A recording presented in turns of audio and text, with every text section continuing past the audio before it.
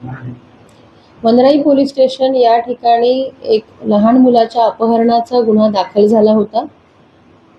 14 महिन्याचं हे मूल होतं। रमजानच्या काळामध्ये चादरी विक्री करण्याकरिता गुजरातमधून हे लोक या ठिकाणी आले होते। त्यांचं हे 1.25 ते 1.5 महिन्याचं जे मूल आहे ते घेऊन ते वनराई पोलीस स्टेशनच्या हद्दीमध्ये एका बस स्टॉप जवळ आराम करत होते। मध्यरात्रीनंतर सकाळी त्यांना 7:30च्या सुमारास लक्षात आलं की त्यांचं मूल त्यांच्याजवळ नाहीये आणि त्यानंतर ते पोलीस स्टेशनला तक्रार देण्याकरिता आले। त्यांची तक्रार घेतल्यानंतर झोन 12 मधील एकूण 6 तपास पथकांची नेमणूक करण्यात आली।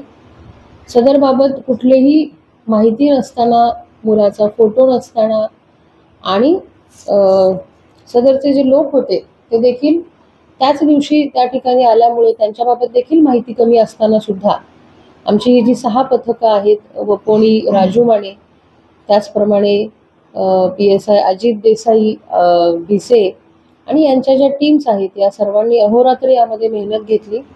यामध्ये तांत्रिक तपास आणि तांत्रिक विश्लेषणाद्वारे असे लक्षात आले होते की यामध्ये एका रिक्षाचा वापर झालेला आहे आणि एक रिक्षावाल्याने हे मूल नेलेलं आहे।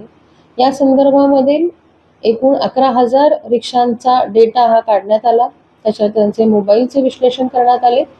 सदर तांत्रिक तपासाच्या विश्लेषणाच्या आणि भौतिक पुराव्यांच्या आधारावरती आमची जी टीम्स आहेत त्यांनी ती रिक्षा ही मालवणीतली आहे हे निष्पन्न केले आणि त्यानंतर त्या ठिकाणी सापळा रचून तो रिक्षावाला, त्याची 2 पत्नी, ते 1.5 महिन्याचं मूल हे ताब्यात घेतलेलं आहे।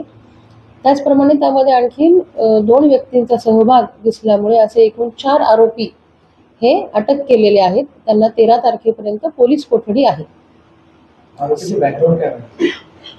त्यातील एक आरोपी हा रिक्षा चालक आहे, त्यातली एक महिला जी आहे ती हाऊसकीपिंगचं काम करते आणि एक आरोपी हा प्लंबर आहे। या टोळीचा उद्देश मूल विक्री करणे हा होता।